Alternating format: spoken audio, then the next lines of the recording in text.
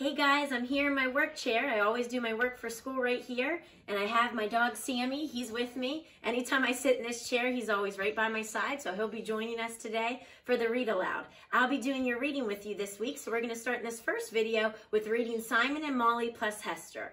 And I want you to remember what good readers do before we read this book.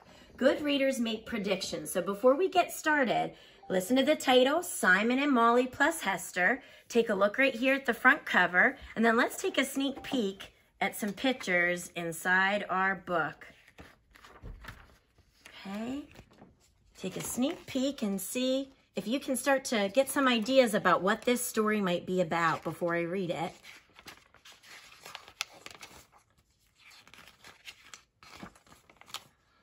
Okay. All right. Let's stop right there, and I want you to turn to somebody at home, and I'd like you to tell them your prediction for the story. So remember to start with, I predict this story will be about. All right, so turn to somebody at home and tell them what you think this story will be about. Okay, now let's see if your predictions are correct. So let's go ahead and read this story, and while we're reading it, I want you to do some things for me. I want you to think about the kinds of things that you like to do with your friends. I'm sure you like to do some work and play with your friends, and usually when you're working with your friends, you work together either to solve a problem or to create something. And when you play with somebody, you do things that you guys enjoy together. So think about that. We'll be using it to make a list at the end of the story. So Simon and Molly plus Hester, this is by Jahn-Clough. And since there's only one name on the front cover here, she's our author and our illustrator. Here's our title page. We see a bike, a paper airplane. So maybe that's part of the story. Usually that's a little hint as to what's to come. Simon and Molly play together every day, just the two of them. If you can see, they like to play instruments together. They like to dance, make funny faces. Molly lets Simon ride her two-wheeler. Simon makes Molly toast with butter. They are the best of friends, just the two of them. And something that good readers do is think about the way characters feel while they're reading the story. You can notice that their faces in the pictures really well in this book, and so far they look to be very happy. They're enjoying their time together. You can tell they're best friends because they spend a lot of time, just the two of them. Until Hester moved in. Oh, they have a new neighbor now. Do you see that? Let's ride the bike, said Simon. I don't want to, Hester said. Let's make paper airplanes instead. Yay, said Molly. I love paper airplanes. Not me, said Simon. If you notice, I'm doing something else that good readers do by changing my voice. When you're reading and you have multiple characters in your story, you want your voice to reflect what you think the characters will sound like. So change the tone of your voice to make the story more interesting while you read what the characters are saying. The next morning, Simon went to Molly's house. Hester was there. Let's have a snack, Molly said. Simon made toast with butter. Do you have any cinnamon sugar, Hester asked. That's a great idea, said Molly. Simon ate his toast plain. And if you see Simon's face there in the middle of the story, and this is something, again, good readers do, is notice those feelings our characters have. He is not feeling so happy anymore. I think ever since Hester came along, he's not so sure that he likes this, adding another person here to their friend group. She likes different things than he does. He's not used to doing these things that she would like them to do. Let's ride the bike, said Simon. He jumped on that bike so fast that he fell over. Are you okay, Hester asked. Leave me alone, said Simon.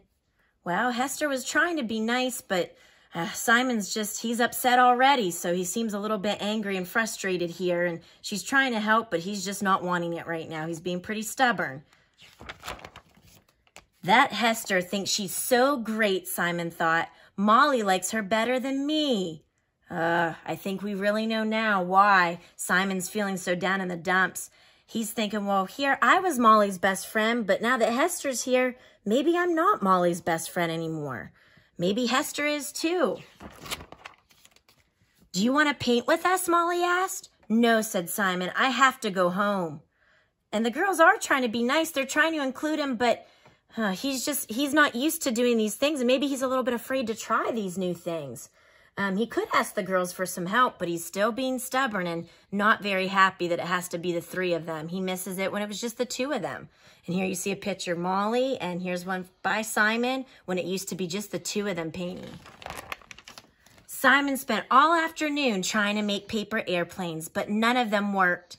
I wish Hester would just fly away, he said. And oh, if you look at what he wrote on that paper there, it says, Hester, go away.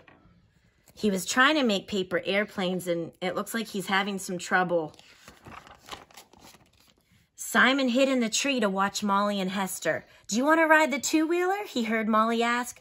I don't know how, said Hester. Really, Molly asked. No one ever taught me, Hester said. So now look at Hester's face. Hester's kind of sad because this is something that's new for her. You know, Molly suggested this. This must be something she's used to doing with Simon, but, you know, Hester's not sure she wants to try it. No one's ever taught her before. Maybe she'll be willing to do it if someone teaches her. Simon can teach you, Molly said. Do you think so? Hester asked. Simon is the best rider in the whole world, Molly said, and he is my very best friend. I'm her best friend? Simon thought. Wait, that frown just turned upside down. He's back to being happy again because he just heard Molly say that Simon could teach her because he is her best friend. So he realizes, wait, there still is a place for me. I'm still Molly's best friend. And look, there's that paper airplane he made with the not so nice things that he wrote on it. What's this? Hester asked. Well, Simon jumped out of the tree. It's a paper airplane that doesn't fly, he said. Simon, Molly smiled, you're here. How about some toast? Simon asked. I'd love some, Molly said. Simon looked at Hester. We can add cinnamon sugar, Simon said. Great, said Hester. After that, can you teach me how to ride the two-wheeler? Okay, said Simon, if you show me how to make a paper airplane that flies. Sure, said Hester. So again, as good readers, we're thinking about the feelings of those characters while we're reading here. And we noticed that at the beginning of the story, they were happy, but in the middle of the story, when Hester moved in, Simon was pretty frustrated. The girls were still happy, but Simon was a little bit down in the dumps. He wasn't sure how Molly still felt about him. And now at the end of the story, when they're needing his help, where he can show them some things and how he does it because Molly thinks he's the best at doing it, he's happy again. And look, he did the right thing. He ripped up that paper airplane that said something unkind about Hester on it. Now Simon and Molly plus Hester play together every day. They ride the two-wheeler, they eat toast with cinnamon sugar, and they fly paper airplanes, just the three of them. I'm so glad we're friends, Molly said. Me too, said Simon. Me three, said Hester. All right, boys and girls. So I'm glad to see they all could be friends at the end of the story. And it was nice to see that they all were happy by the end because they realized there's enough room for them all to be friends and at the same time and do things that each of them enjoys together. And if one doesn't know how to do something, they can teach the other person how to do that. I think Simon just really needed to hear that he was still Molly's friend and he was okay. And he got over it then. All right, now, I had asked you before we started reading the story to think about the ways that you work and play with your friends. There is a paper that's one of your assignments this week, and it says, this is a list of, and I want you to list some things that you like to do with your friends. And we got to see the things that they like to do together. They work and play together. Let's go back through the book to see some of the things that they did together, okay? Maybe it'll give you some ideas for some things for your list. Okay. They like to ride the bike together, make toast, play ball, fly paper airplanes. We said ride bikes. They like to paint together.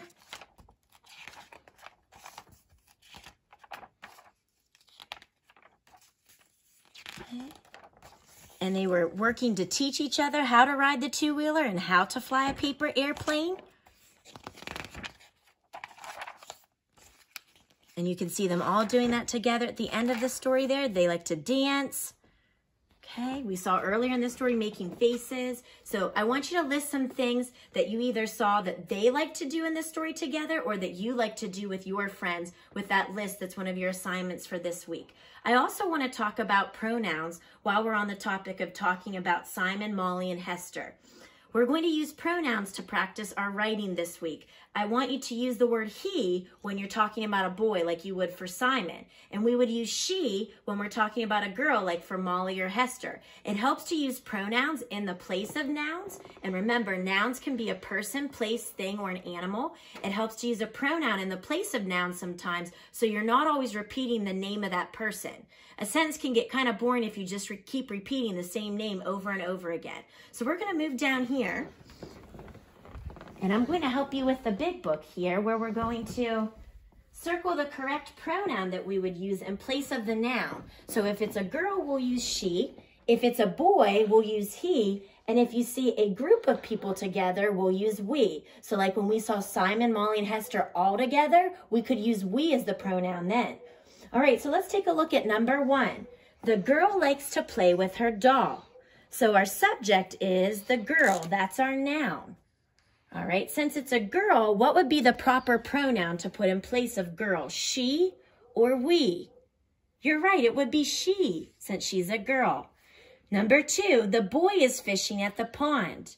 The boy is our subject. Let's underline that. And since we're talking about a boy, will we need the pronoun she or he to use in place of the boy? You got it. We would need he. And there he is fishing right over there. Number 3, my brother and I played soccer all day. All right, since we have 2 people in this sentence, my brother and I, would we use we or she? Since there's more than one person and they're doing it together, we would use the word we. She would not be used because we don't see a girl by herself. We've seen a boy and a girl together, so we're going to use the word we. Number 4, my mother is wearing a red dress. So my mother is the subject. Let's underline that. Since mother is a girl, would we need he or she as the pronoun? We would need she. Yes, you got it. Okay, I'll circle it. Thanks for your help, everybody. So again, you have an assignment that goes along with pronouns that was a part of our story and now our big book, where you're going to do a pronoun match and you're going to choose whether you need he or she by looking at a picture of a boy or a girl. You'll write the correct pronoun underneath. Okay, this was our first part of reading. We'll be moving on to the next part soon.